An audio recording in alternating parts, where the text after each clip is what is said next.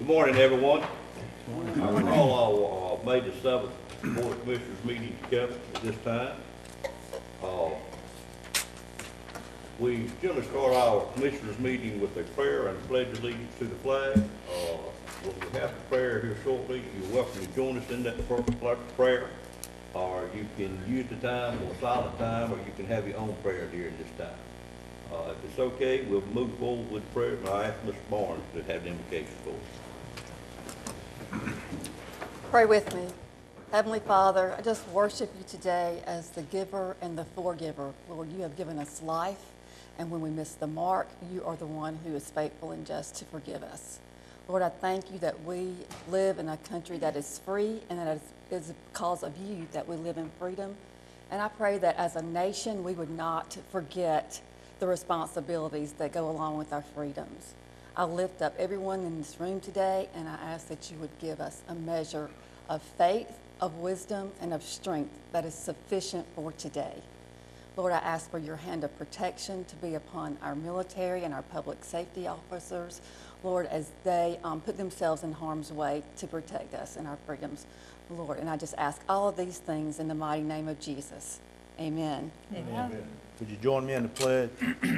I pledge allegiance to the flag of the United States of America and to the republic for which it stands, one nation, under God, indivisible, with liberty and justice.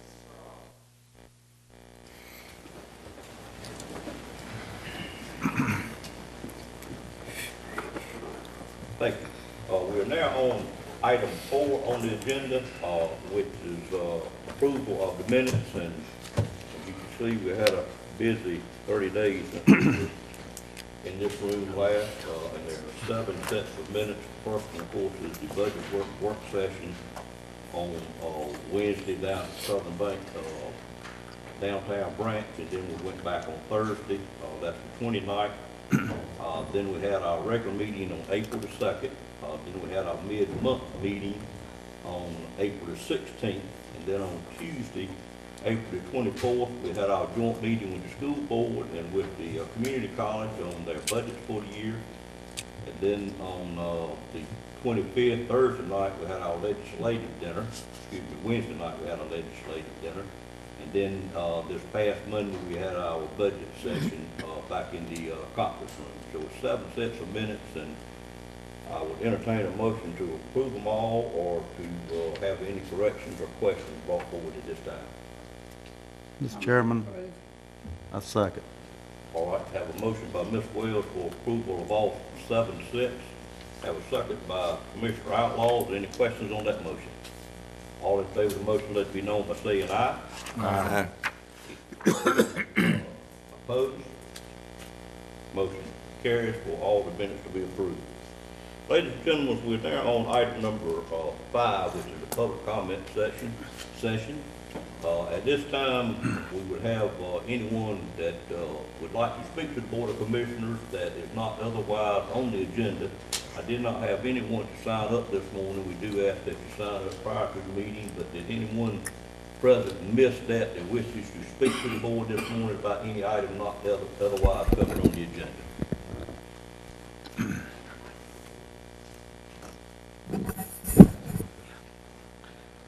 Seeing none, we'll move on to item number 6, which is a public hearing on a revision for the UDO, and it's concerning a 24% density requirement. And I'll call on Nancy Nixon at this time to present this UDO amendment. Good morning. Good morning. What we have in the, let's see, be sure I got the right one in front of me. What we have in the current ordinance, and I'll put this chart up, as it says in your packet. What we have in the current ordinance is a requirement within this table.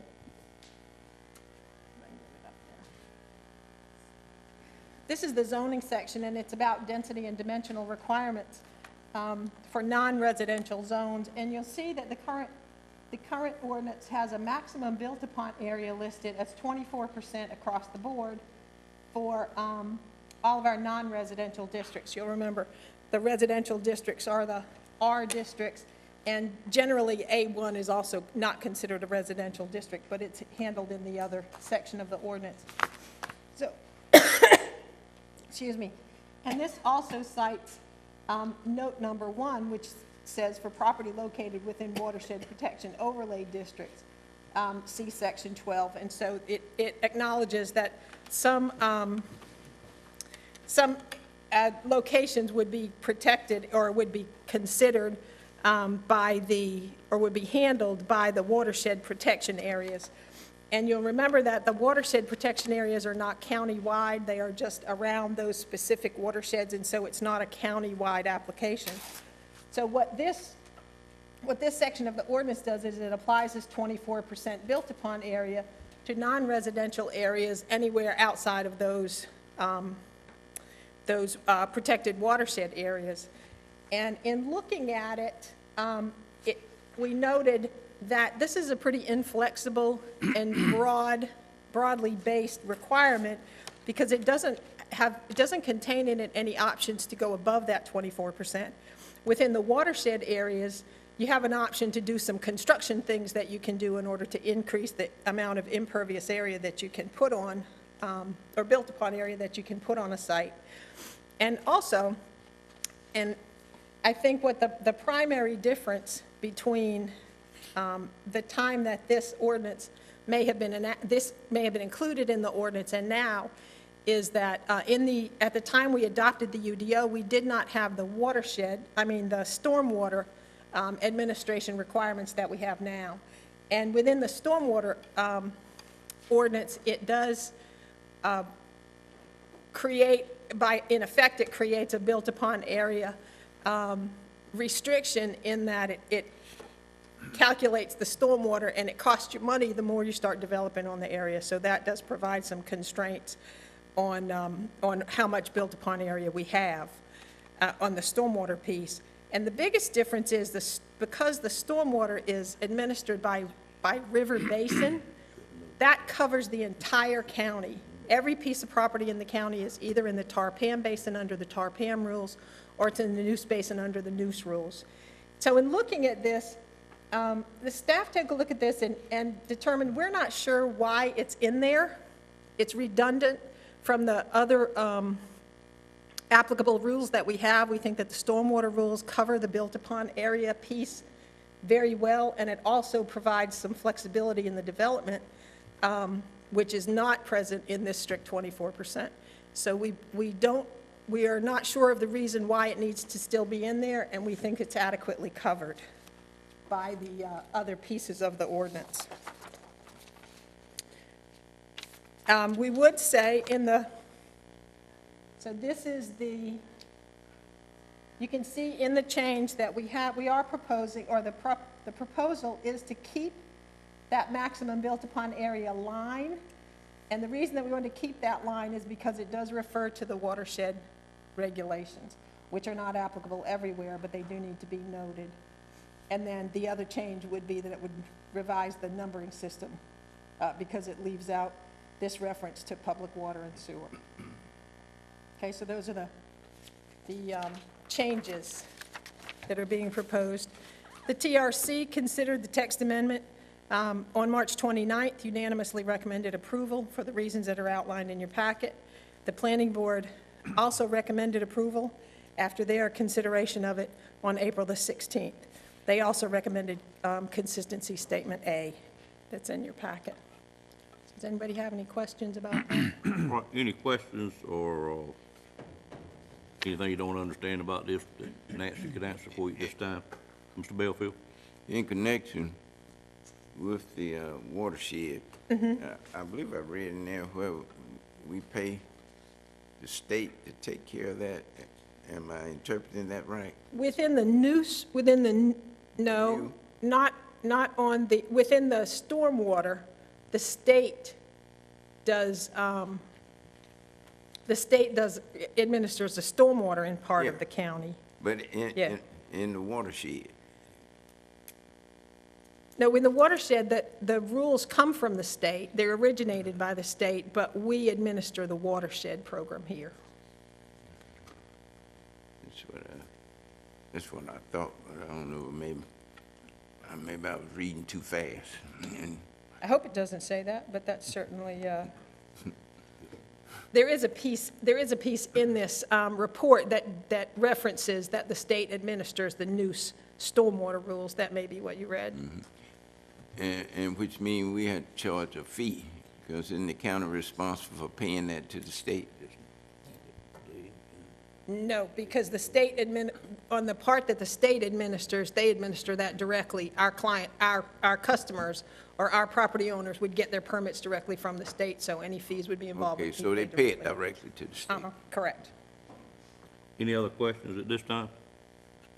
Nancy, what it basically boils down to, we really didn't need this in here anyway, as I understand it, because we got it covered in another section, and we really haven't been operating in this manner that I can remember in a few cases anyway that would have exceeded the 24%. Right. Since we've had the stormwater rules, we've allowed the stormwater rules to kind of take precedence over this, but because they apply countywide. But since we do have it in the ordinance, it's more of a housekeeping item to clean it up. Okay. All right. If no more questions, I'd call for a motion to go into public hearing at this point in time. So moved. Moved by Go Mr. into Bellfield. public hearing. Second by Commissioner Combs. Any questions on that motion? All in favor of the motion, let it be known by saying aye. Aye. Any opposed by a like sign? Motion carries. Ladies and gentlemen, we're now in public hearing and would be glad to hear from anyone in the audience that wishes to speak for or against this change in our UDO. You could come forward and state your name and your address. Not seeing anyone headed this way, I would entertain a motion to close the public hearing. Move that we close the public hearing. Moved by Mr. Bellfield, second by Ms. Barnes. Any questions on that motion? All in favor of the motion, let it be known by saying aye. Aye. Any opposed by a like sign? Motion carries. We're now at a public hearing. Wishes of the board on this matter. Mr. Chairman, I move for adoption of consistency statement A related to the requested text amendment. All right, have a I'll motion second. by Mr. Outlaw, a second by Commissioner Bellfield to approve consistency statement A. Any questions on that motion? All in favor of the motion, let it be known by saying aye. Aye. Any opposed by a like sign? Motion carries. Now I would entertain a motion to approve or deny the request. Mr. Chairman, I move to approve the request to amend the text amendment. Moved by Commissioner Outlaw. Is there a second? Second by Commissioner Richardson. Any questions on that motion? All in favor of the motion, let it be known by saying aye. Aye. Any opposed by a like sign? Motion carries, and we have changed the UDO and removed that from the ordinance. Ms. Nixon, I think you also have item 7, so if you'll just move right into that one. I do. I think I'm going to be here a little while today, up here. The next item. Stay there too long. Hopefully not. The next item is also a text amendment. This is a request to revise the UDO requirements regarding separation distance between non-hazardous solid waste disposal and residentially used property. The UDO describes a requirement for locating non-hazardous solid waste for both sanitary landfill operations and collection sites, convenience centers, and transfer stations. The requested changes revise the separation distance and how that's currently done and nearby residences. I note that Nash County doesn't currently operate a sanitary landfill. Everything that we have falls under the other collection sites, convenience centers, and transfer centers, everything that's open. That's my understanding. But the current requirement is that one of those convenience center, collection sites, a transfer station, or a landfill operation has to be 300 feet from an adjacent property line where a residence exists on the adjacent lot. The health department currently operates, that says 9, but I think there are actually only 8 rural convenience centers, solid waste collection sites in the county. There are 9? I missed one then. Soon to be 10. Yeah. Okay, I missed one, then I'm short one. But by their nature, they do have to be close to, relatively close to existing residential rural development in order to make it convenient for them to take their trash and that kind of thing. So you're always likely to have some residences close by any location that you're going to have throughout the county. C, the proposed change increases the required distance to existing residences when you're citing a new one by adding a separation distance of 500 feet from the actual operation to existing residents. So what that means, it modifies the required separation between an existing home and new collection sites, convenience centers, and transfer stations by replacing the 300-foot property line requirement with a 500-foot separation between the operation and the existing home. So for collection sites and convenience centers, what it does is this increases the flexibility in a site. And I made a little drawing. It's not very acute, but this just gives you an idea of what it does. If we were going to have a convenience center located at this part within this large tract, under the current regulations, we'd have to keep it 300 feet from this property line because there's a house on this lot that's adjacent. We don't have to keep it 300 feet from this property line because there's no house here. Okay, so it could actually be located right up next to that property line because there's not a house there. We don't typically judge property line distances across the street. The roadways are typically considered to be a block or a stopping point. But in this case, as far as the residential properties are concerned, because this is a large tract, if this were, under the current regulations, this convenience center has to be 300 feet from this property line at its closest point to this residential property. With the new one, if this is a convenience center site, under the new regulations, it would have to be 500 feet from either one of these houses. So say this house was 350 feet away, that could put it 300 feet to the property line, and actually it could be as close as maybe 310 feet if the house were 10 feet off on the side yard next to that property. So increasing the distance to 500 feet actually provides more protection for the residences. You could possibly need to move the convenience center this way on the tract in order to make it 500 feet from those two residences, just as an example. What it does is it creates flexibility in the design at the same time for the convenience center, because if this were, let me flip this. If this were the tract and the convenience center were going to be, if these two residential properties were not here in this, but this was all a large tract here, and the house on the tract was all the way down here, which is more than 1,000 feet away, then this convenience center would still have to be 300 feet off this property line, even though the house on this large tract is more than 1,000 feet away. So putting the 500-foot distance instead of the 300 to the property line means that there's a little more flexibility in design when the property is next to large lots that have a house that's some distance away from the property line. Does that make sense? Kind of, sort of? Yeah, I understand. I think we understand what you're saying. Okay. So that's the request. It does not, I don't believe it harms the existing homes. It doesn't make any existing home that is 300, in any more proximity or any more jeopardy, I guess, if you want to call it that. If they don't like being next to it, it actually increases that distance, but it does allow more flexibility. So the staff has reviewed the development standards, and we recommend the amendment in order to increase that separation distance from residential properties and also allow some flexibility when considering possible future convenience center sites or those transfer sites when it's a large tract in a rural area.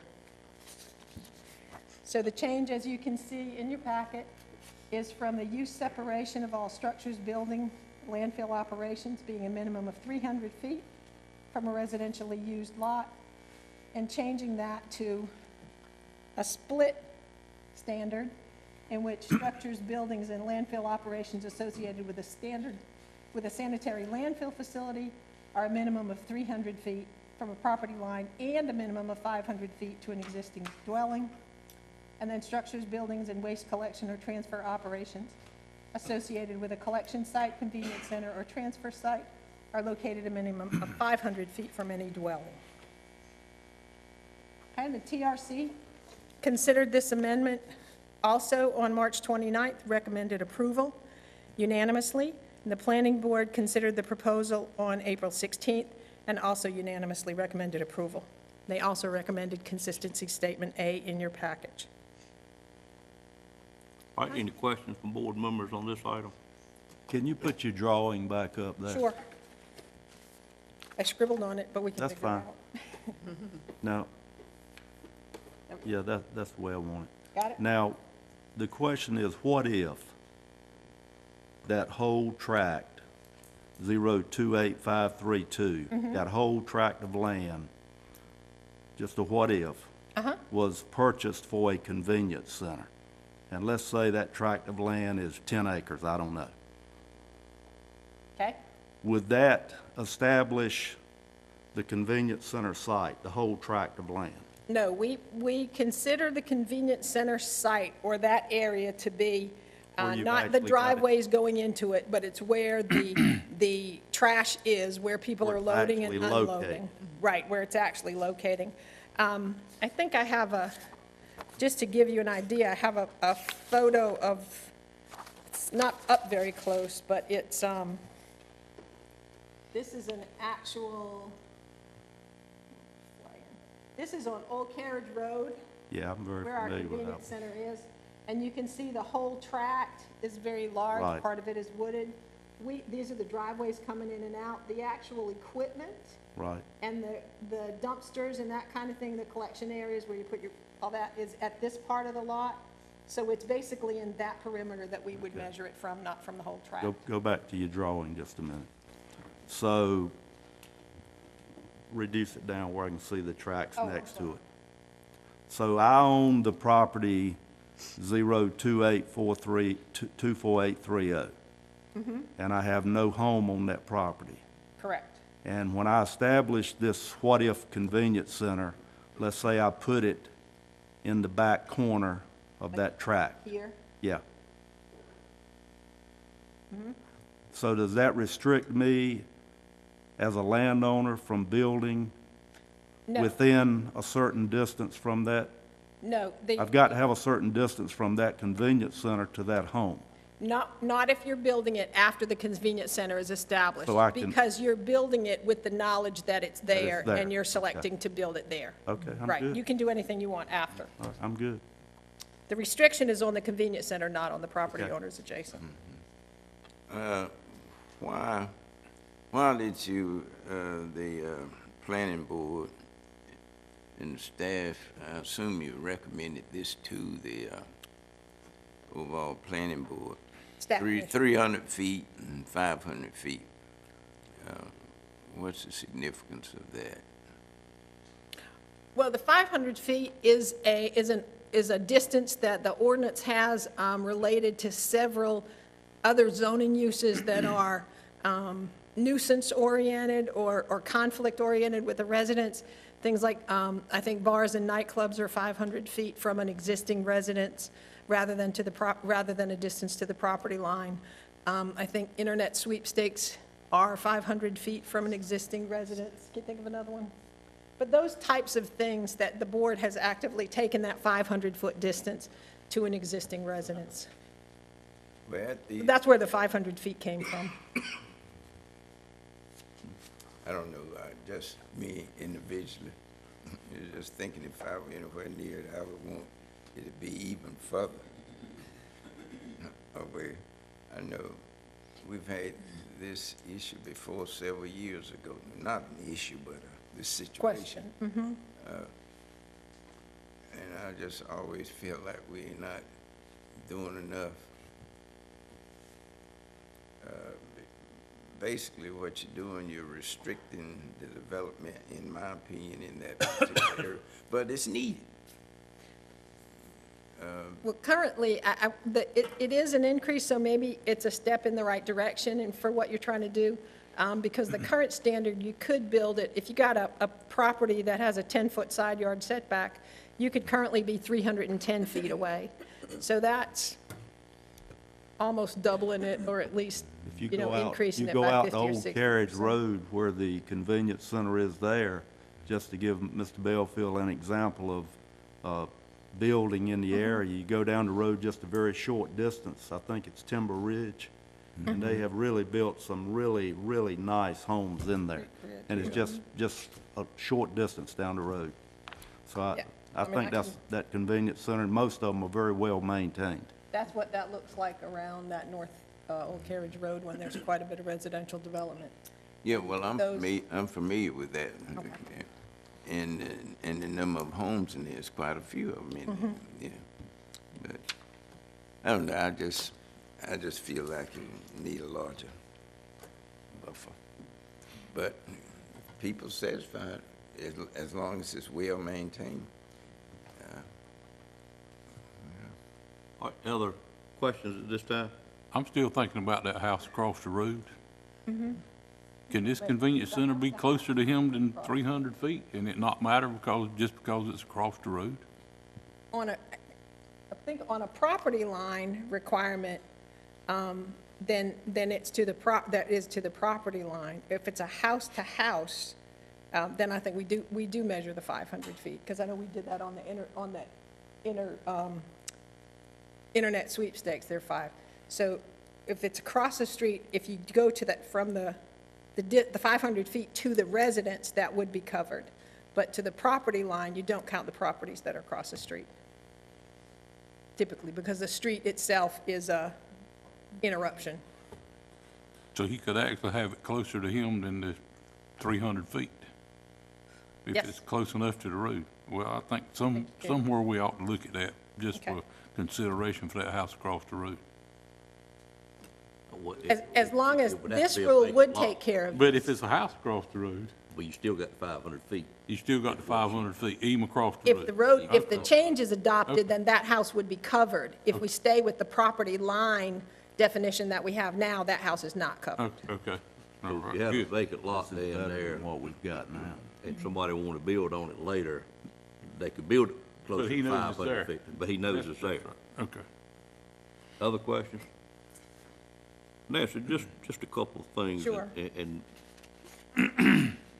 in something you had this laying up, you handed me this morning, this doesn't help this at all, does it?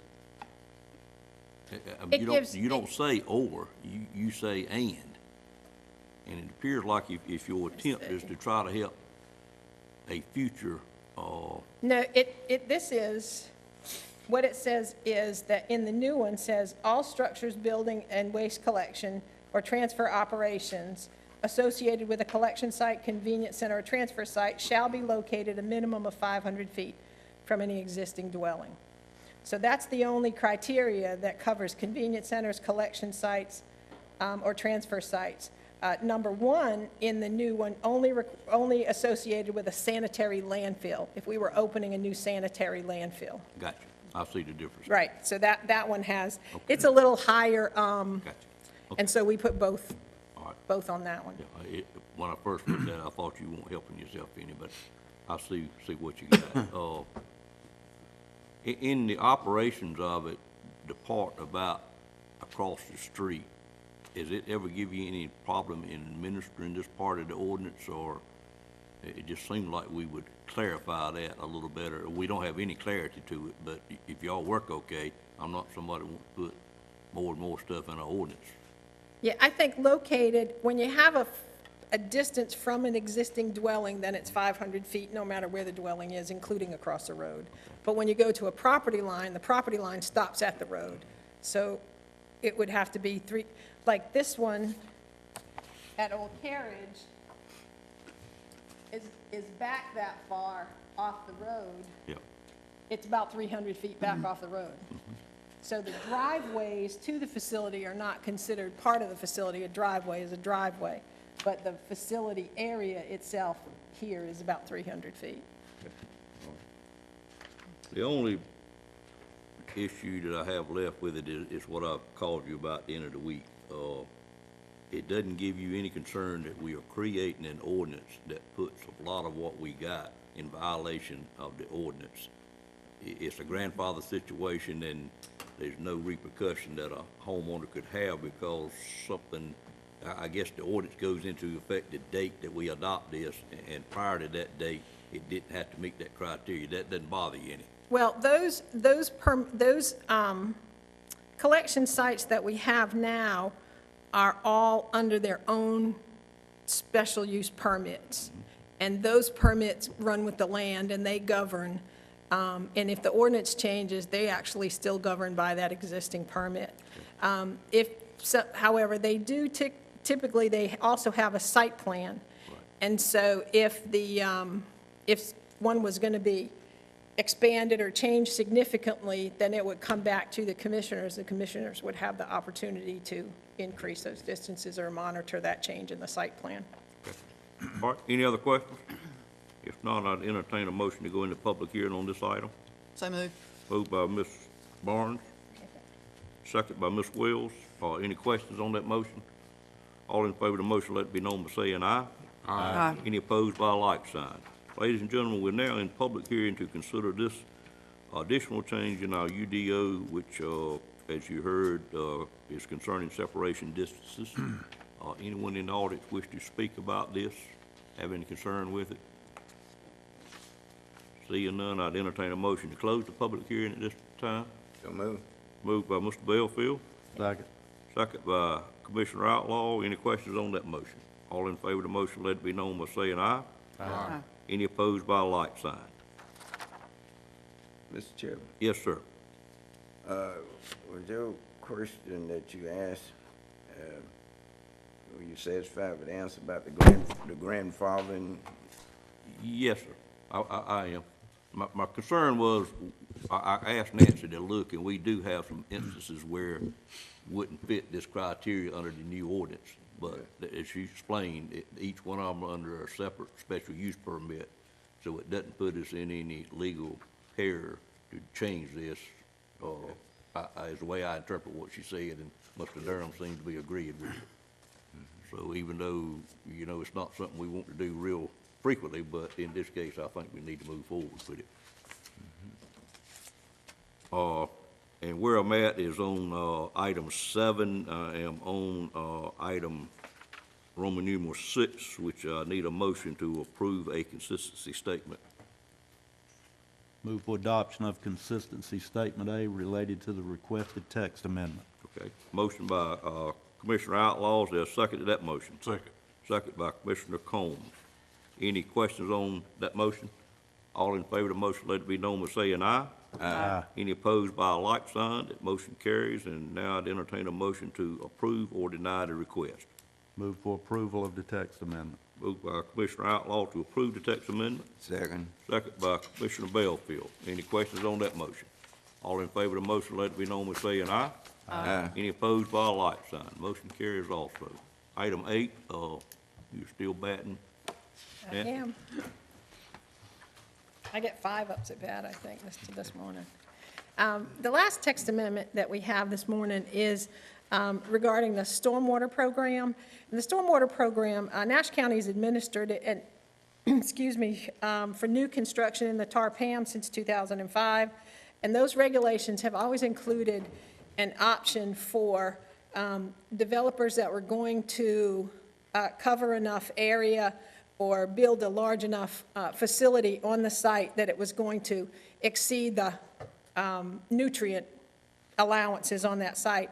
They've always had the option to pay a fee to the state ecosystem enhancement program, which is a program that takes those funds and does stream basin work or other mitigation work within that same stream basin. But they do it off-site, and the state handles the actual project rather than having the developer do something on-site. And originally, the only approved program was the state's ecosystem enhancement program. And so that's where all developers that were taking that option made a payment to the state based on how the state calculates the payment, okay? And I could get into that, but the details aren't really necessary. Nash can't, so that's how our ordinance reads. It references an option for payment to the Ecosystem Enhancement Program. Additionally, in the stormwater program, we address two nutrients, phosphorus and nitrogen. And under our current ordinance, and what we've had since the beginning of the program, was that if your development exceeded the nutrient levels in both phosphorus and nitrogen, the only thing you had to calculate and pay to the EEP was whichever one was highest.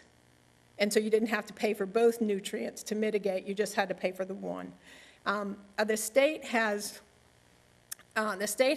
notified us or let us know that the state rule has changed, state procedures have changed, so that now instead of only paying for one of the nutrients, developers under the state rules are now supposed to be paying for two.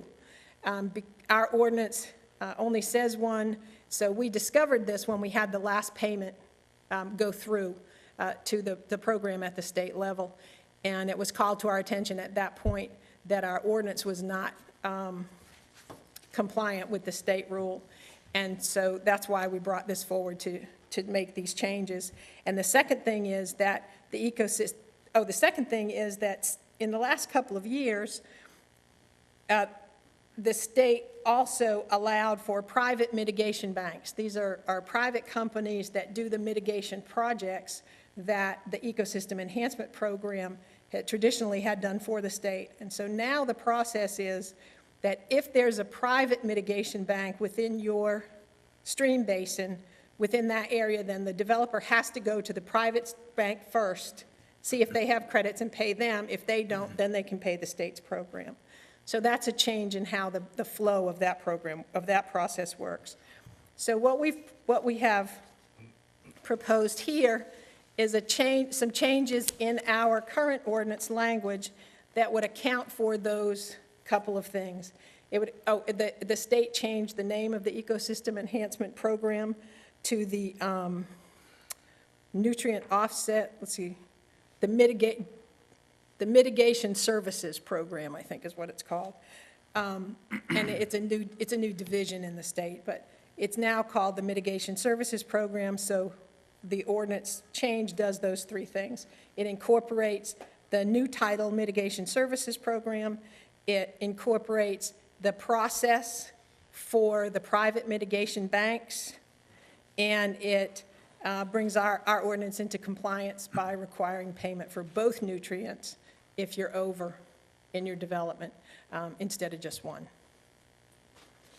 So the Technical Review Committee considered the text amendment request on March 29th, unanimously recommended approval, and the Planning Board also recommended approval of the consistency statement A that's in your package and also of the item itself.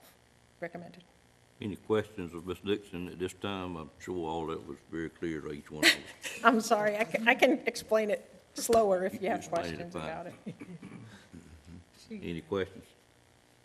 I have just a couple. Sure. Do we currently have any private mitigations in any of our stream basins that we have in Nash County? You mean where they have done mitigation work? Right. I'm not aware of what they have done in Nash County. I think they tend to do things more up towards the headwaters. Sure. But our area doesn't necessarily have to be done in Nash County. It just has to be done in the Upper Tar. Right, okay. And how long ago, do you know how long ago the state made this change where you had to do both and not the higher of the two? Actually, it's been a couple of years, and we have definitely passed some through the state and through the program since it has changed. But it was how it got to our attention. The reason that the state called us was because a recent developer went to the mitigation bank, and the mitigation bank called the state about it. And the state did uphold, because it's in our ordinance and because we were not aware of the change at the time. Let that one stay. They let that one go, right, Give us. to give us fair time warning. to Okay. take care of it. Okay, if no other questions by commissioners, Ms. Belfield?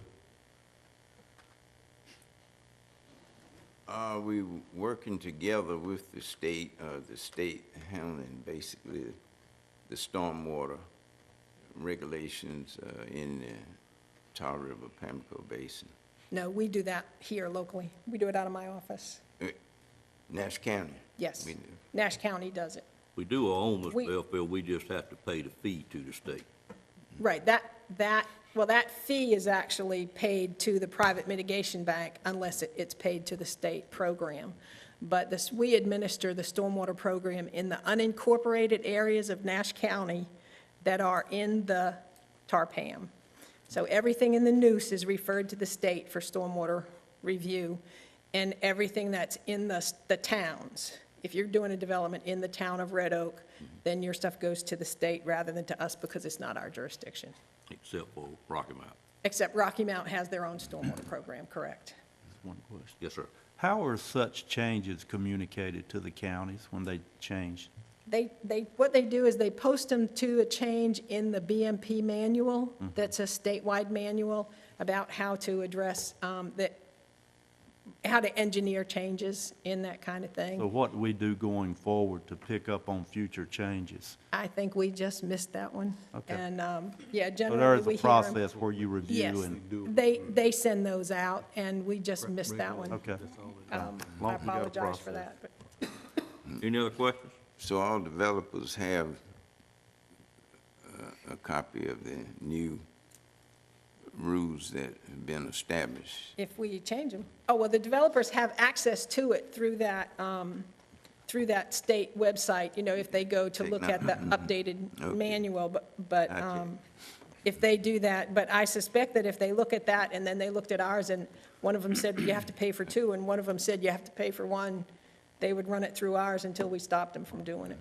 I guess they can purchase Credits. that information also that's put together in a booklet. I'm sure they do. I think it's all online. The whole Oh, it's manual all is online. now. Yeah, I there's- know it's online, but I'm just saying if they want to have I don't think we even do it in the booklet anymore. everybody going to high tech. And basically, it's so complicated that the development community basically depends on the design professionals in this field to handle this for them, and just give them a dollar amount, that's what it boils down to. All right, if there's no more questions, I would entertain a motion to go into public hearing at this time. So moved. Moved by Mr. Outlaw, is there a second? Second. Second by Ms. Barnes. Any questions on the motion? All in favor of the motion, let it be known by saying aye. Aye. Any opposed by a like sign? Motion carries. Ladies and gentlemen, we're now in another public hearing about this UDO as it relates to stormwater.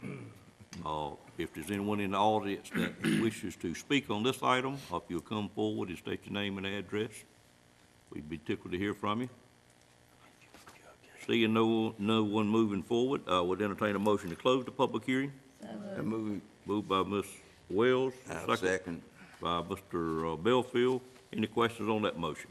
All in favor of the motion, let it be known by saying aye. Aye. Any opposed by a like sign? Motion carries as well. I would now entertain a motion for a consistency statement, A or B on this item. I move for consistency statement A. Moved by Mr. Barnes for I'll consistency statement A, and a second by Mr. Belfield. Any questions on the motion? All in favor of the motion, let it be known by saying aye. Aye. Any opposed by a like sign? Motion carries, and therefore would consider a motion for approve or deny the request at this time.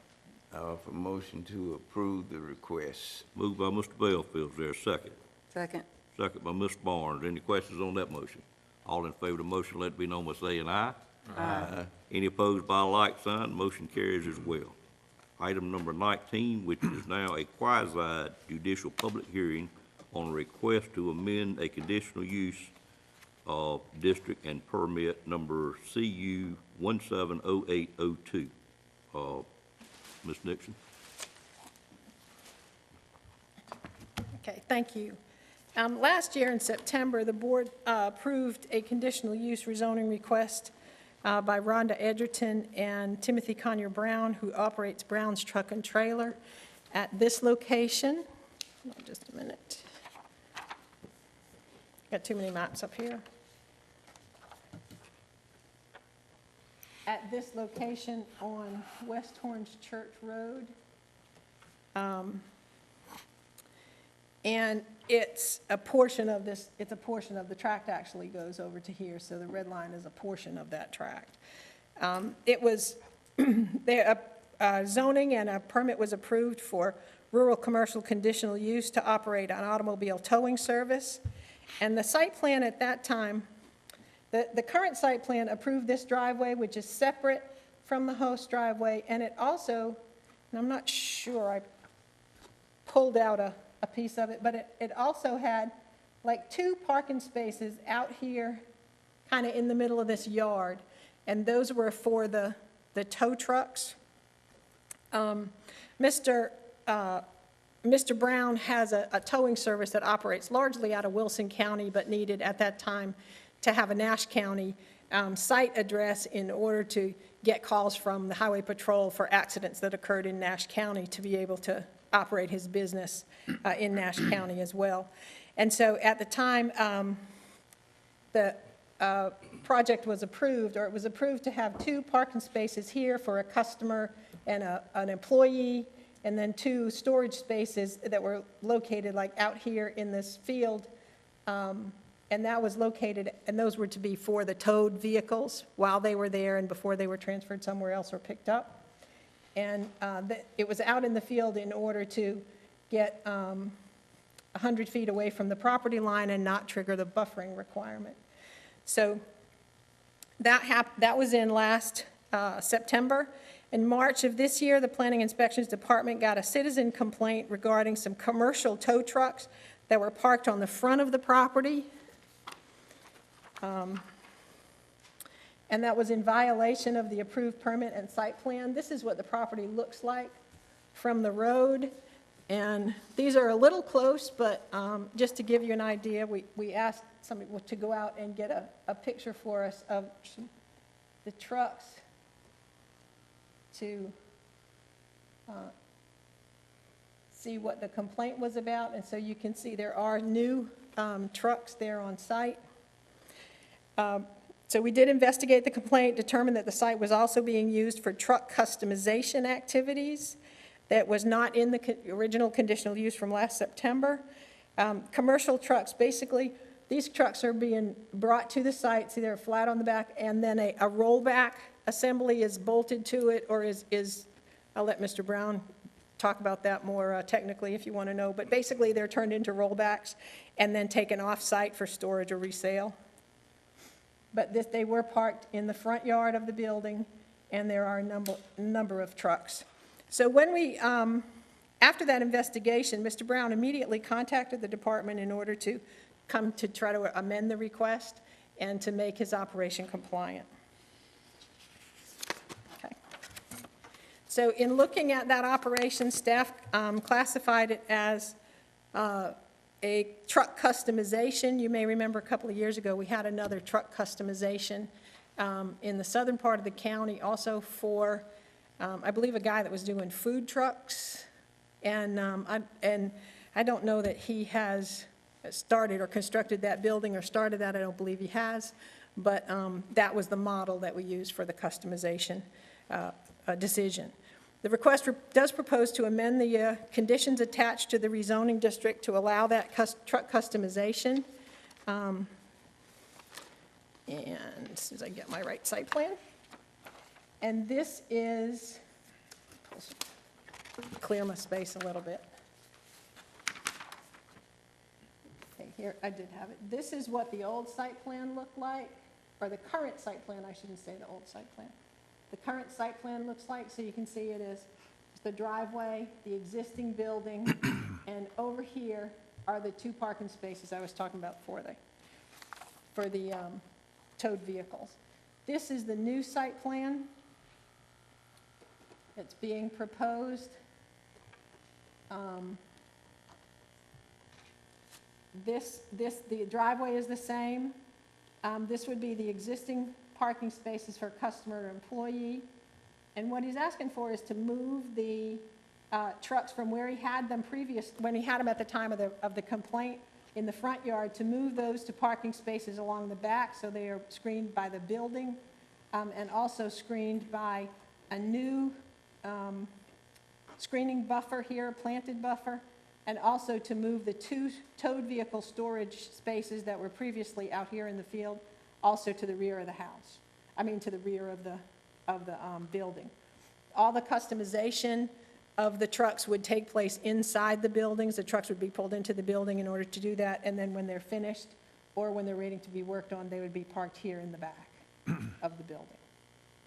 This large blue area, we found out, was actually where the Atlantic Coast Pipeline is coming through in this area, so that is currently part of a set of both permanent and construction-related easements for the property.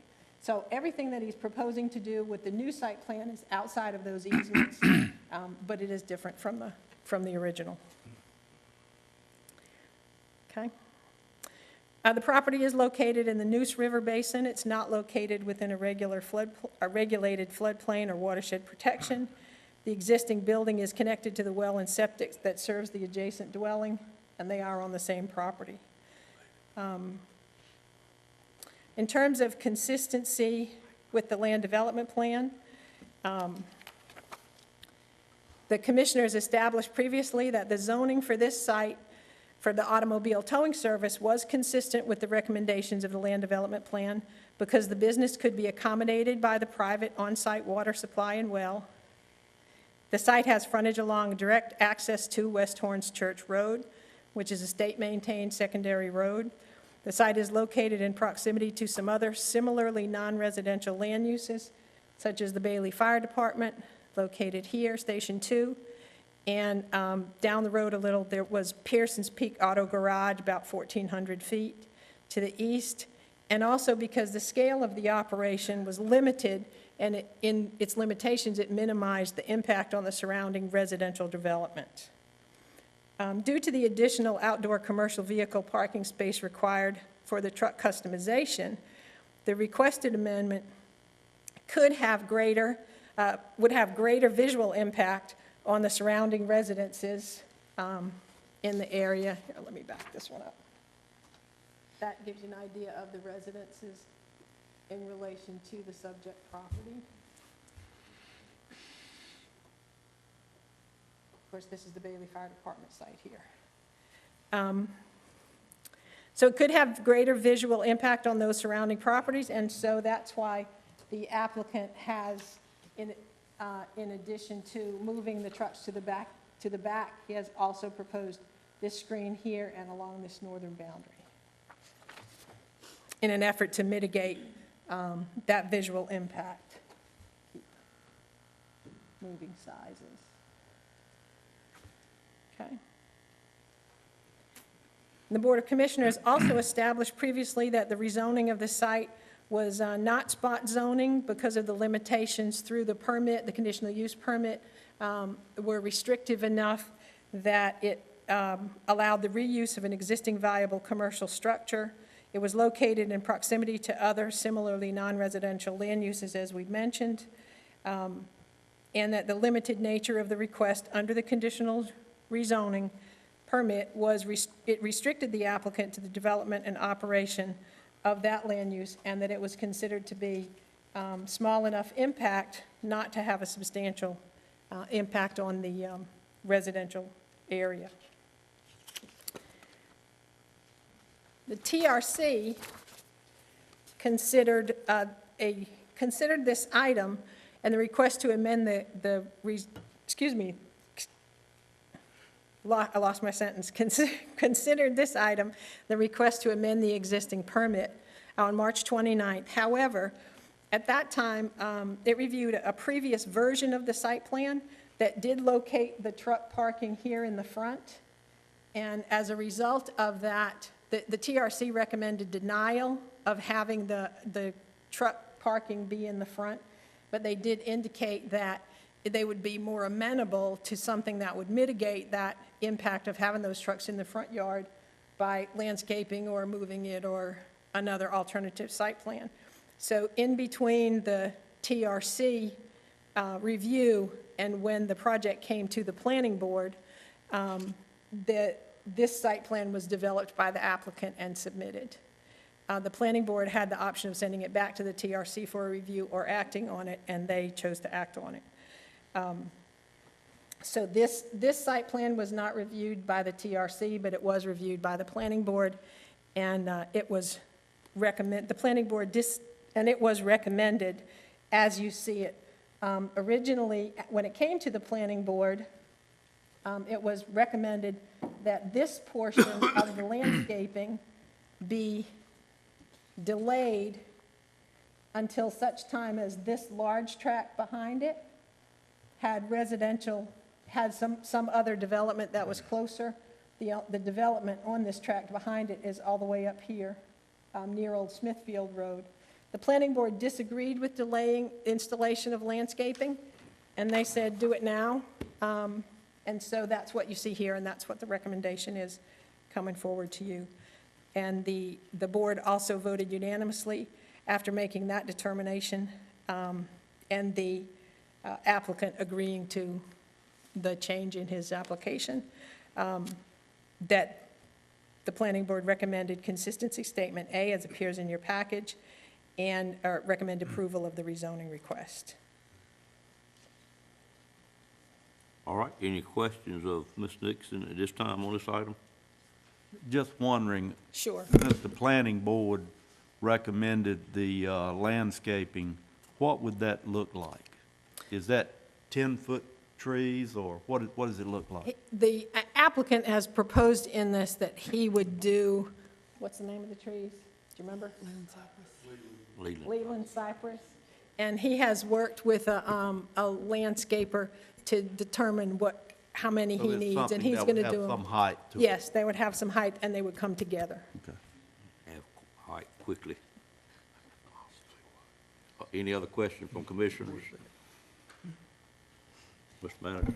Did y'all have talked to the people that originally complained about this proposal? They have not talked to him specifically about it. They were on, the complainant was on the mailing list for the planning board meeting and also for this meeting, and we have not heard, did not attend the planning board meeting and have not talked to him as of Friday. So we have not heard from them at all. Nancy, what did you say about the well and septic tank? This building is connected to the well and septic for the house. It was originally an accessory building. So it is located, the well and septic tank is on the adjoining property then? Yes. Okay. Can you show the full screen there? Do you want to see the one that No, has that's the other fine row? right there. I just wondered I'm looking at it, what's on the right side where there's nothing, just the property line? On this side? Yeah, there's been so much attention placed on buffering. What's on the right side? Are there any homes over there or anything? Why wouldn't you put something over there? I mean, if it's so important. Well, coming from, this one may be easier to see. Coming from this side, there are more trees here, right behind, trees here on the residential piece and some trees here. And I think it was determined that coming this way, there was already some, should have brought a picture of that. So you've got natural buffering or? Yeah, you can see some trees that are in existence here and here, back there that are already in place that, it makes it harder to see from that side. Could anything be built back there? There's not anything planned. But could it be? Yes, sure. You mean if you wanted to? Correct. Right. The house goes with the property. Well, I'm House just goes thinking, with the property. I'm just thinking on the back of it where you've got nothing, no buffering other than the natural buffer. If I purchase the land on the right and I get the trees as a part of the property and I want to cut the trees down, Well, this is all part of the same tract. okay. The So you- rezoning is, he's just leasing a portion of it with that building. The house is actually on the same piece of property as what's requested for this zoning. This So the line people right that live here- in the house own the, Yes, Oh, this right. line right Oh, here is okay. not on the property, is not a Okay. property line, it's just a zoning line. okay, I got you. Yeah, the tract actually goes all the way All up right. to here. Other questions? So are we just adding a condition to, we're not changing the rezoning? No, we're adding just conditions. adding, we're enabling him to do the truck customization project provided he moves the trucks in the back and leaves them in the back and does the actual mechanical work inside the building. One last question. What year were these maps flown? Do you know? 17. 17? That's all. Anything else? If not, I would entertain a motion to go into the quasi judicial hearing at this time. So moved. Moved by Ms. Barnes, there a second? Second. Second by Commissioner Combs. Any questions on the motion? All in favor of the motion, let it be known by saying aye. Aye. Any opposed by a like sign. Ladies and gentlemen, we are now in a quasi judicial hearing to hear any comments about this particular conditional use change. If there's anyone in the audience that is going to want to speak on this, we will have to swear you in. I'd ask all of you to come up at the same time and let us swear you all in if there's multiple people that wish to speak. And seeing just one, could you state your name and address for the record, sir? Timmy Brown, 11053 Lyles Road. This is the applicant. Okay, all right. And I'd ask the attorney to swear this individual in at this time. If you could put your left hand on the Bible and raise your right hand, please. Do you solemnly swear or affirm that the testimony you're about to give shall be the truth, the whole truth, and nothing but the truth, so help you God? I will. Thank you. All right, you can go ahead and let us hear from you. Anything you want to say about it? No, sir, I just appreciate anything y'all can do to approve this. Like I said, it's basically just something to keep the guy that's there, something to do during the day rather than just sitting there. And so, they're all brand-new trucks. There's nothing used, and you can saw that in the picture. It's no stuff that's, I'd say, ragged or whatever, but it's all brand-new stuff. Questions, Yeah. Mr. Belfield? How many people do you employ At this location or all mine? at this location? One? Just one? Yes, sir. Other questions? It's quite a task for one person. Brown, I'm sure the picture is deceiving, but she indicated a couple of times that all work on the truck would be done inside the building. It looks like a relatively low eave height. The truck cab does go Yes, inside the sir. building? Yes, sir. Okay. All right.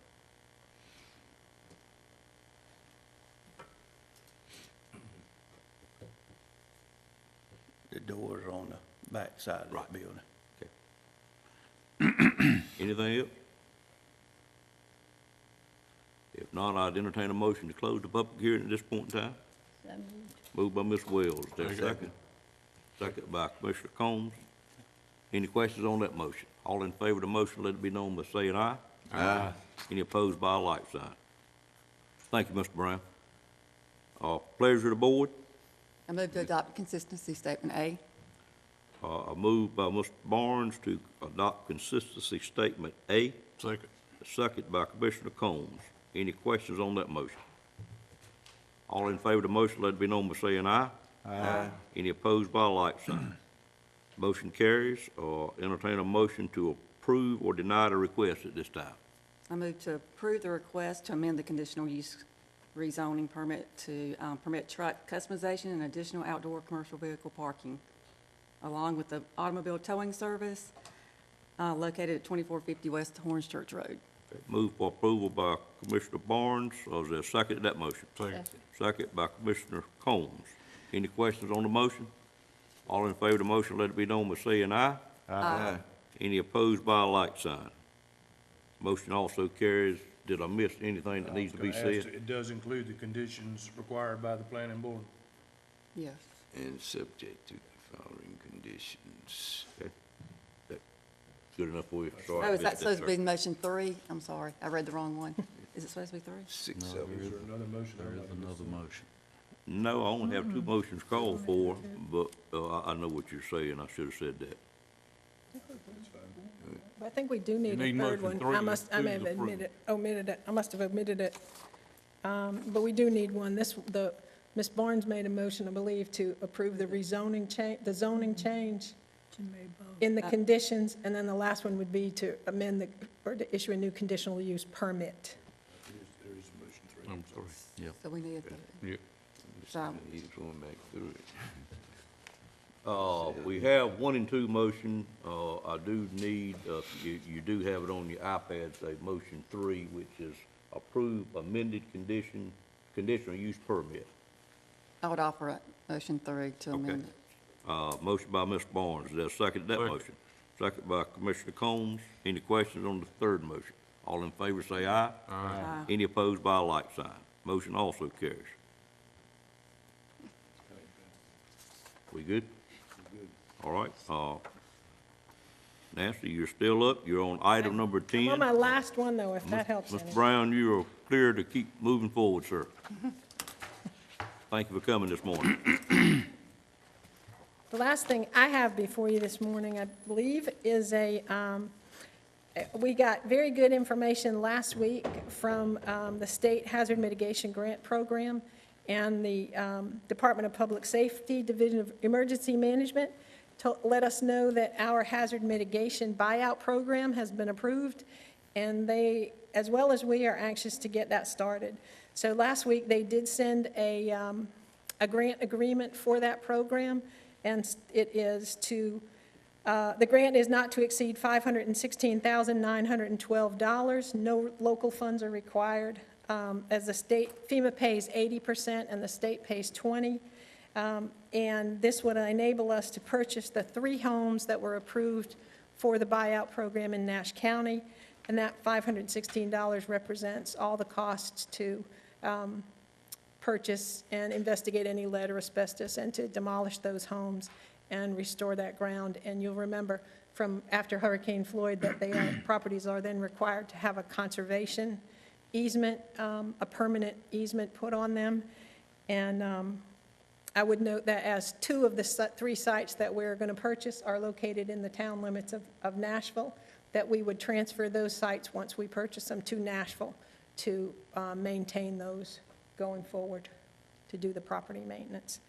So what I'm asking for is authorize the execution of the grant agreement as well as any subsequent administrative documents that are required in order to release the money and start the purchasing process with our customers. Questions from commissioners on this item?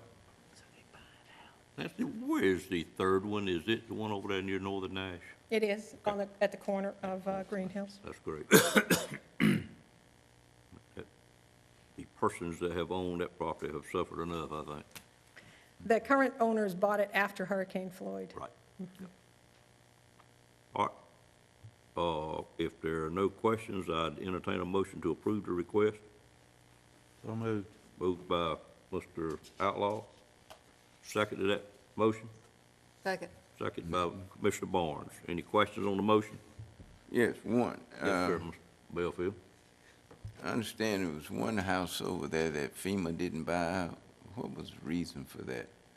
There's more than one. We actually submitted 21 properties. One of those was a vacant lot, and one of them was a multifamily project down in Sharpsburg, but actually, these are the only 3 that were approved. Typically, the reason was because when they originally, I think that they do a cost-benefit analysis, and also and these are the 3 that came out positively or that worked out in that cost-benefit analysis. And I think one of the things that happens is that if there was not water actually inside the house above the floor levels, so if your carpet didn't get wet inside the house, then it was ranked as a lower priority in this program. And so we had a lot of houses that had crawl space damage and a lot of houses that had yard and accessory building flooding, but not a lot of houses in Matthew this time got water actually inside the house. So to my knowledge, that would be the reason. The information that I got said the house was vacant at the time of the storm, and FEMA didn't. Did they apply? And they didn't buy it out. They didn't approve it in this Matthew program? I'm not sure if they applied. Did they apply? Yeah. I'll be glad to look into it if you want. You have an you address, on that. Mr. Belfield? So what? Do you know the address you're speaking of? No, it's, all I know is in there, what is it called, what is it, Brian Langley, in that development in there, just west of I-95, if you're coming down Honey Hill Road and going, and then immediately turning into that development. Like Bun Farm? It's Yeah, not. yeah, that's right, Bun that's- Farm. Well, Bun Farm is in the city of Rocky Mount now. It was annexed, and so that Bun Farm would actually come out in the city of Rocky Mount's program rather than ours. Okay. And I'm not sure why, but Yeah. the city of Rocky Mount actually got no houses approved. They didn't get any. Right. Well, people that gave me that information probably didn't know that. They thought it was part of Nash. Right. It was during Hurricane Floyd, but since then, it was annexed by the city. All right, I have a motion on the floor and a second. Any more questions on that motion? All in favor of the motion, let it be known by saying aye. Aye. Any opposed by a like sign. That request also stands approved. Thank you, ma'am. Thank you. I'll let Mr. you sit Chairman. down. Could we have a break?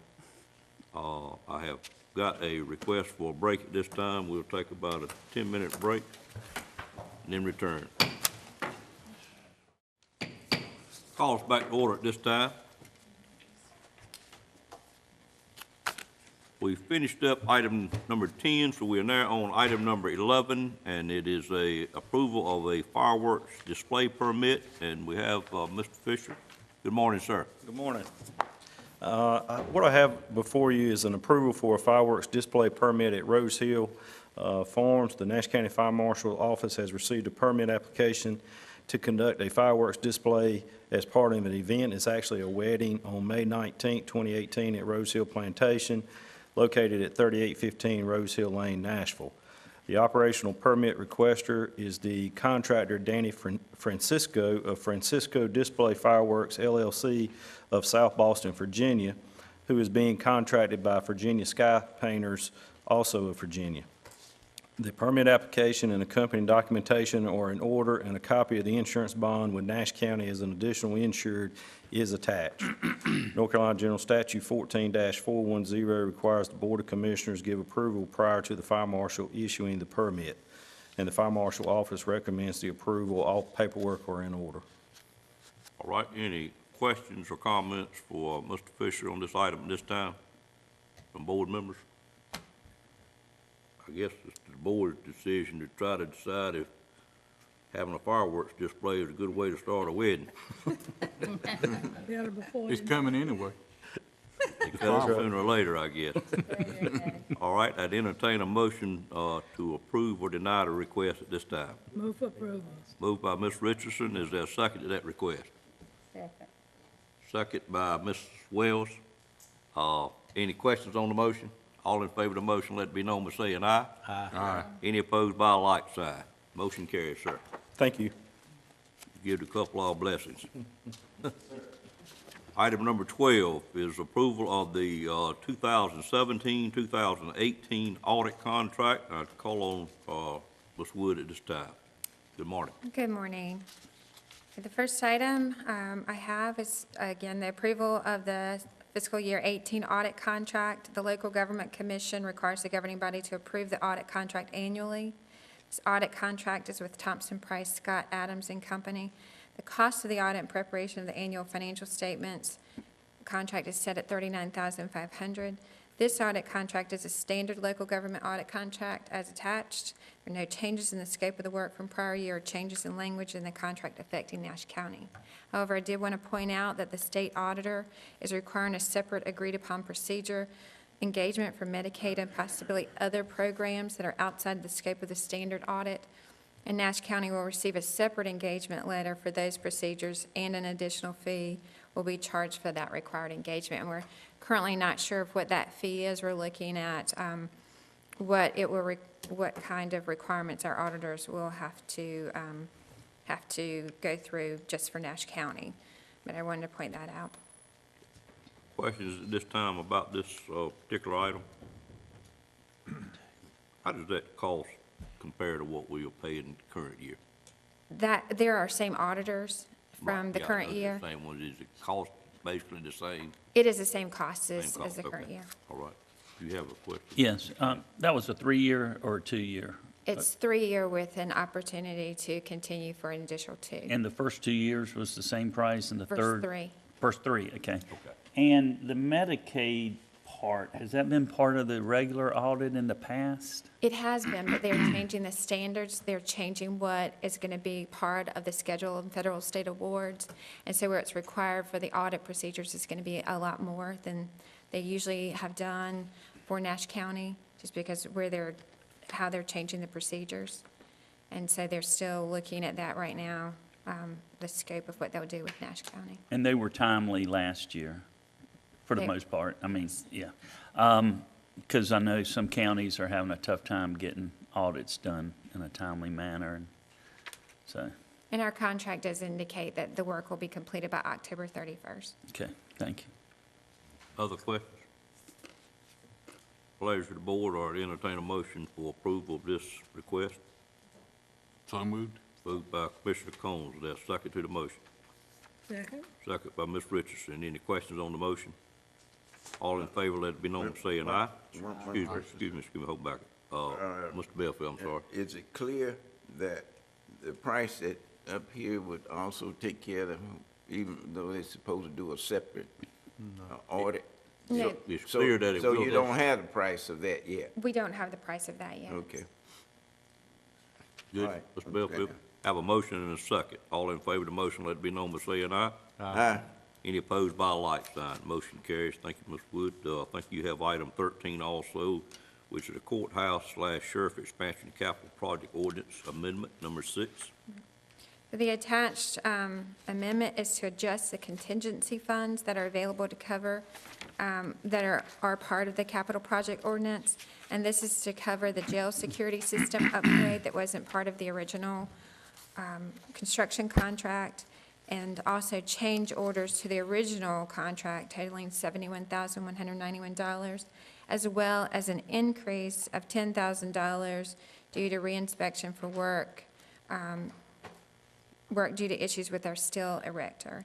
So this would leave our contingency funds available of $102,653.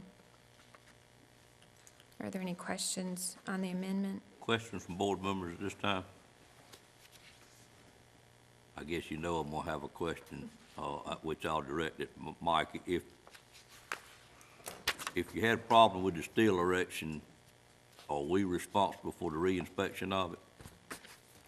Right, currently, we're working out the details of it, but we expect to, we've been paying the contractor, who's our third-party consultant. We're increasing their contract in order to get them paid and have them finish the work at their own. We'll sort out the piece of how we're gonna get reimbursed from the contractor after we're over by about $10,000 total by the end of the whole project. So that's where what we're trying to do, but I am pursuing trying to get that money back from the contractor. Okay, all right, thank you, sir. They're aware of our concerns, but I just wanted to keep the job moving. This is, Understand, certainly, sir, thank you. Any other questions? I'll entertain a motion to, approve the request. So moved. Moved by Ms. Wells, second by Mr. Outlaw. Any questions on the motion? All in favor of the motion, let it be known by saying aye. Aye. Any opposed by a like sign? Motion carries. We are now moving to item number 14, which is budget amendments. Ms. Wood, if you want to continue. Okay, so these budget amendments are part of our fiscal year 17-18 approved budget. The first one is with the Department of Social Services.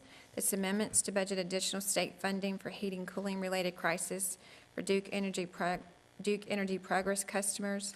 It's no county funds are needed. It's $1,153. The next item is with Emergency Communications. This budget amendments to budget funds received from the 2017 Local Government Federal Credit Union Innovative Award through the Association of County Commissioners. It's $1,000. We actually received the money back at the end of September, and I'm budgeting now so they can actually use that money. The next item is with Emergency Medical Services, the same type of budget for the recognition of the $1,000 received from the local government federal credit union for the Innovative Award. No county funds are needed. The next item is with our medical examiner. This amendment's to budget funds to cover additional costs for medical examiner fees for 17-18. We're requesting $8,000 from fund balance. These are just expenditures that we try to predict when we do our budget, but just to make sure we don't go over budget through the end of the year. The next item's with human resources. This budget amendment is to allocate additional funds for pre-employment screening services. The amount originally budgeted was underestimated due to the increase of number of seasonal hires that require background checks to be compliant with the personnel policy, and we're requesting $3,000 from fund balance. Next item's with ABC bottle tax. This amendment's to budget funds to cover additional costs for ABC bottle tax fees. There are no county funds needed. It's revenue in and expenditures out, but we need to make sure that our expenditures don't exceed our current budget $10,000 request. The next item's with library funds. This budget amendment's to budget grant funding for Brazel Library from the North Carolina Department of Cultural Resources. The LSTA Easy Edge Technology Grant is from the Federal Library Services and Technology Act. Nash County is the pass-through agency for this grant. It's $5,554. Next item is with Parks and Recreation. This budget amendment makes funds available that have already been collected in sponsorship revenue for spring sports, soccer, t-ball, baseball, and softball. No county funds are needed. It's $4,410. The next item is with the Sheriff's Office. This amendment is for additional funds to cover departmental budget overruns projected through June 30th. Funds are needed, as noted below, to cover shortages for fuel for county-owned vehicles due to increase in fuel prices, and for salary and benefits to cover retroactive payout of longevity for the sheriff, payment to the sheriff's supplemental pension fund, which became effective December 31st, 2017, and for salary adjustments for 16 officers that became effective August 2017. We're requesting $104,850 from fund balance. The next item is with our jail. This amendment is for additional funds to cover departmental budget overruns projected through June 30th. Funds are needed, as noted below, to cover shortages for fuel for county-owned vehicles due to increases in fuel prices, and for additional costs for jail medical services and food and provisions. We're requesting $65,350. Next item is with our federal asset forfeiture funds. This budget amendment is to allocate funding for the purchase and operation of an IBIS, NBIRS instrument in conjunction with Rocky Mount Police Department. These instruments are to assist in the investigation of gun violence in the area. No additional county funds are needed. It's requesting $25,707 from the Federal Asset Forfeiture Fund. The next item is with our Senior Services Department. This amendment is to reallocate HCCBG funds between services and provider agencies in order to ensure 100% utilization of grant funds. State funding, so that they the decrease in the fund balance appropriation is due to shifting funds that do not require a 10% county match. So it's actually a decrease of $822 to our fund balance requested. The next item is with our Health Department. This amendment is to budget grant funds of $50,000 from the Office of Rural Health for the purpose of improving access to primary and preventive care for vulnerable, underserved, and medically indigent patients in our maternal and child health programs. No county funds are requested.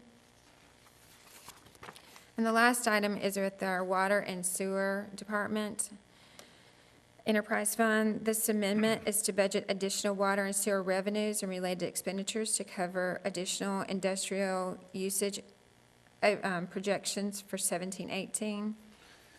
No county funds are requested. We're anticipating that the revenue received will cover the additional expenses. That's $190,000 total. All right, that was total of 14 amendments. Do commissioners have any questions about either of those 14? Mr. Outlaw? I was just wondering on the sheriff's office for the salaries and benefits that became effective after the budget was approved last year. were we aware that these changes were coming in August and December? Y'all voted on the August changes, and we said at the time we were going to see if lap salaries would take care of those increases, and they haven't. That's one reason. The supplemental pension fund, that change, that was actually from the state, and we were not anticipating when we did the budget. We didn't realize that that supplemental pension would take place. And Was going to change in mid-year. Well, that was really my only question. Yeah. Was it something we were aware of, or was it something that just happened after approval of the budget? Because that's the bulk of the increase for one of these items. It was, I suspect it was part of the 17 state budget increasing that. Did we know that? It was coming? Not at the time that we passed the budget. Okay, fine. Found out later.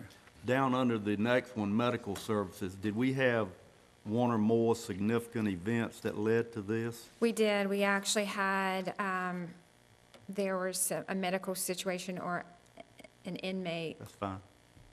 On the food and we were provisions, is that because the population has increased dramatically? Yes. So the population for the year has fluctuated enough to cause this increase? Okay, fine. To the best of our knowledge, we assume they are only buying the food they need to buy, but, Well, I mean, I'm sure unless yeah. the population's increased, yeah. that would support. Yeah, they've had more food costs than they anticipated. Okay. And this is what, Meals on Wheels? No, jail. No, this is jail. Oh, for the jail, okay. Any other questions? If not, I make a motion to approve. Get me right with you. Mr. Lamb, you have looked at these two significant ones in the sheriff's department, and you're okay with those? Yeah. Okay, all right. So you got 14 total budget amendments. I have a motion by Ms. Wells to approve. Is there a second to that motion? I'll second. Second by Mr. Bellfield. Any questions on either of those 14? Seeing none, all in favor, let it be known by saying aye. Aye. Any opposed by a like sign? Motion carries. Thank you, ma'am. Item 15 is board appointments. I'll call on Ms. Satzler at this time. Good morning. And I thank you for my note, ma'am. That's why I smiled at you all ago.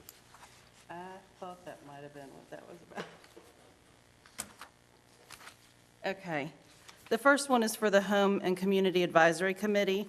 Last month, I was asked to provide the commissioners with information about the commissioner districts for the current members of the Adult Care Home Community Advisory Committee. I sent that information out in an email. We need a recommendation for this committee. And you have the information on your sheet there below as well.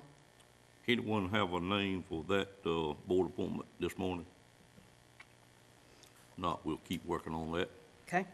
The next one is for the Tourism Development Authority. The terms expired April 30th, 2018 for Tracy Jackson and Ernestine Neal. Last month, the board decided to hold these members for 30 days. We need 2 recommendations for the Tourism Development Authority. Okay. Both of those are public members, and I have a couple that the individuals that have had to come off have given me that I do not have the paperwork on yet, but if there's any other commissioner that has a public member they'd like to submit, if you let me have that, I'll be prepared to take care of that at our June meeting. Did anyone bring anything this morning? Okay. Okay. The next one is for the Nash County Board of Adjustment. C.A. Gardner's term expired April 30th, 2018. Nancy Nixon, our planning director, sent an email to the board explaining how those board members work. The board operates with 5 voting members and 3 alternates. Mr. Gardner's replacement will be filling the 3rd alternate position and will not be a voting member. Nancy's email also explained that alternates usually serve more than 1 3-year term before becoming full voting members. We have a nomination for that board. anyone have anything for that? Make sure I understand it. Is Mr. Gardner the current chair? He's not, okay. But he is rotating off. Yes, he's served his He served all he can serve, and therefore everybody moves up, and you fill in as the alternate at the bottom. Okay, all right. Everybody got that? Okay. Do you normally suggest some names to us, Ms. Nixon, on something on the board like that comes from your board members, or we just need to solicit someone? I don't believe so. I believe the Board of Commissioners has nominated those type of. Would you look at the recent, or for that matter, graduates of our institute and just see if you see the one expressing interest on that particular board and pass it to us? Okay? Yes, ma'am. And then, of course, the last one is for our Consolidated Human Services Board. We continue to have a vacancy there for a psychiatrist member. Any update on that from any board member? We'll keep working on it, ma'am. Thank you. Thank you. Item 16, I call on Mr. Wren at this time to give us a report for the tax collection. Yes, sir, Mr. Chairman, members of the board. Of course, you had a report. I'm always happy to answer any questions about it for informational purposes. I'm glad to report that we're still running slightly ahead of the previous year and remain cautiously optimistic that we're going to maintain that edge, and the staff is working vigorously to ensure that optimism. So, but again, that's for informational purposes only. All right, any questions of Mr. Wren on the report this morning? Moving to item 17, do we still stand with no refunds? Yes, sir, no refund. All right, thank you, sir. Thank you. I'm going to move to item number 19, commissioner comments. Any comments from commissioners at this time? And I've got to wait till 11 o'clock to do the swearing in on the Board of Equalization and Review. I would just have a couple comments. Sure. So May is Mental Health Awareness Month, and Trillium is hosting several events in recognition of that. And also wanted to encourage everyone to get out to vote tomorrow. The voter turnout has been really low, and so I just want to remind everybody, please turn out to vote. Very good information. Other commissioner comments? I have one item to take care of. I had asked the assistant county manager a little while back to look into how we could do a class on these quasi-judicial hearings since they have gotten so complex and recently had a lawsuit filed on one. I just feel like it's time for us as a board member to review this item exactly what we can, what we can't do, so we don't ourselves cause ourselves sort of county problems. She has come back. Do you want to explain this to us, or I can? It looks like she's going to do potential. Why don't you go ahead? Yeah, there's some online, on-demand training available through the School of Government. We have signed up for that. It gives us access to about 16 different modules in land use development for the next year.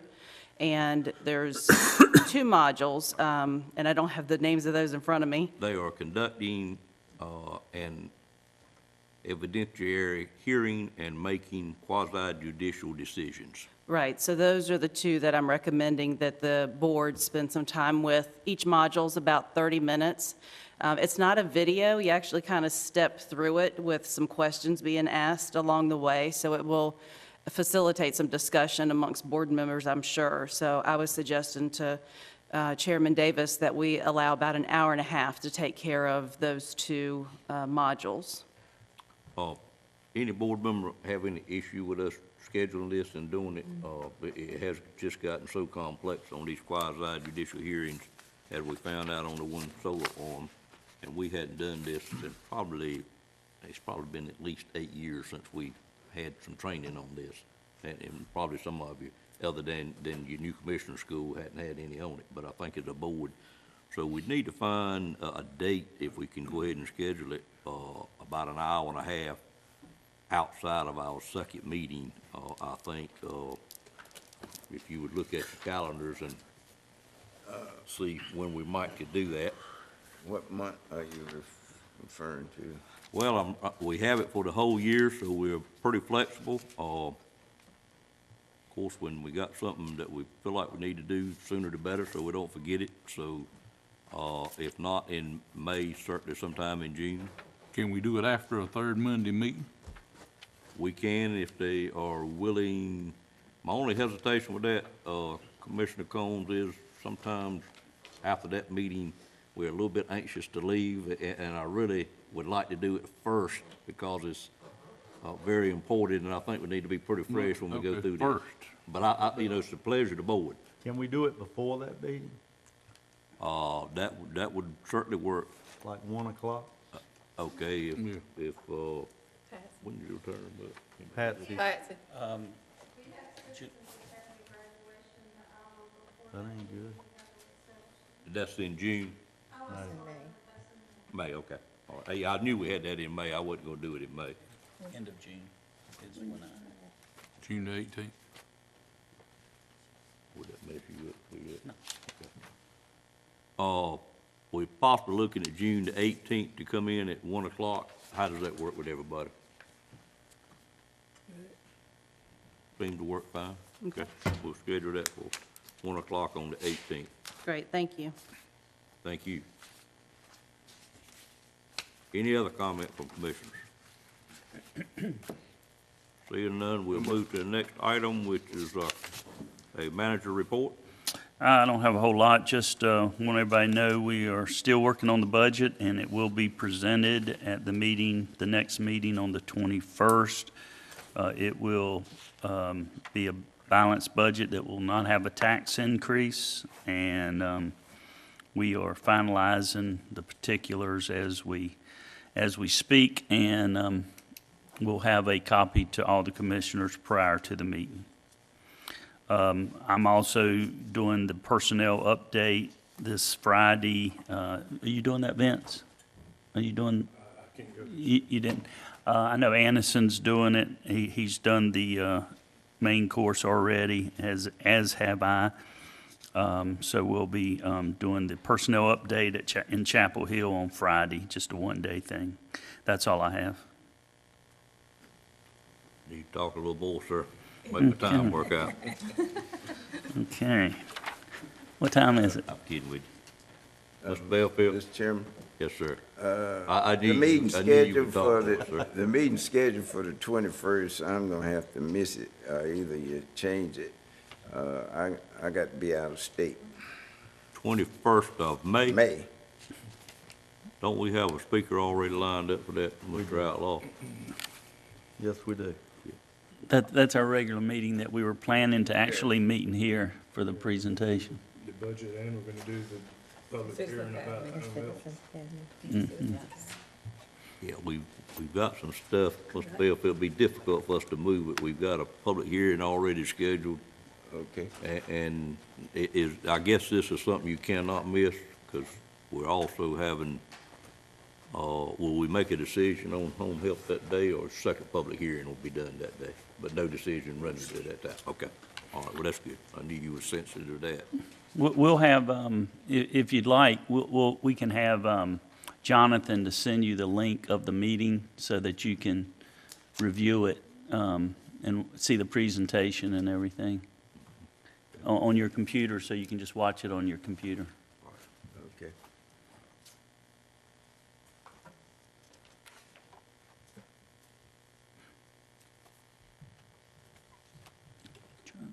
Well, Stokes, I assure you we're not stalling. I know you've got a time-sensitive item, but we've got a hearing at 11 o'clock that we're gonna be sworn in for. And, Shouldn't take long. I'm gonna call about a 10-minute recess, and then we'll come back dead on 11 o'clock if you would. At this time, I would call on the Honorable Judge Sumner to swear us in, and glad to have you this morning, sir. Mr. Chairman, thank you for the invitation to be here. You folks stand for me, please. Your Bible, near you, left hand on the Bible, you share a Bible if you like. Left hand on the Bible, raise your right hand for me, please.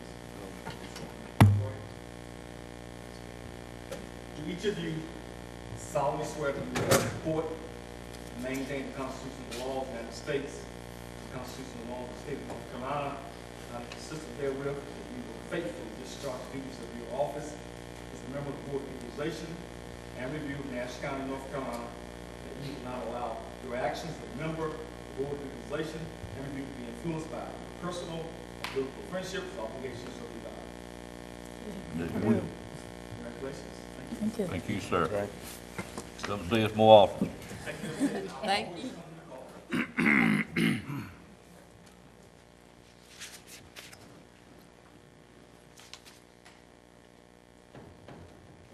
Miscalculated by a minute, be right with you.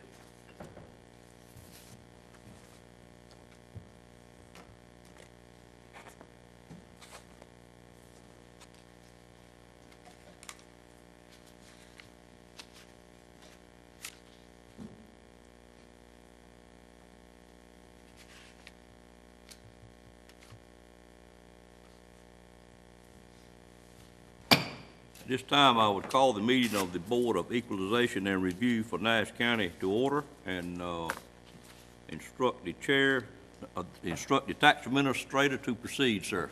Please go ahead. Thank you, Mr. Chairman. Good morning. At this time, we do not have anybody docketed for an appeal. However, I would ask you to check with the room to make sure there's nobody here that's shown up for that purpose. Well, if it is, we're gonna know them, but that's okay. At this time, does anyone wish to make an appearance before the Nash County Board of Equalization and Review about a matter of the tax assessment? Seeing no one, I would ask you then, Mr. Chairman, if you would consider recessing the board, this meeting until the June 4th meeting, which is when we're scheduled to adjourn. all right? I would be glad to recess this meeting until June the 4th. Does that take a vote, Mr. Attorney, or just I'll do it, recess it? I think you can recess. Okay. Mr. Chair, I would recess the Board of Equalization and Review for Nash County until June the 4th at 11 o'clock again, sir? Yes, sir. All right. So done. Thank you, sir. Thank you. All right, at this time, we're now on item number 21, and I'd entertain a motion to go into closed session for two items, economic development and matters of attorney-client privilege. So moved. Moved by Commissioner Combs, second to that motion. Second. Second by Commissioner Belfield. Any questions on the motion? All in favor of the motion, let it be known by saying aye. Aye. Any opposed by a like sign. And to go into closed session, do we expect any action, Mr. Manager? I'm not sure. It's possible. Okay. So, we will contact you, Amanda, and the other two absent members if they take any action. All right. We'll go into closed session. Thank you.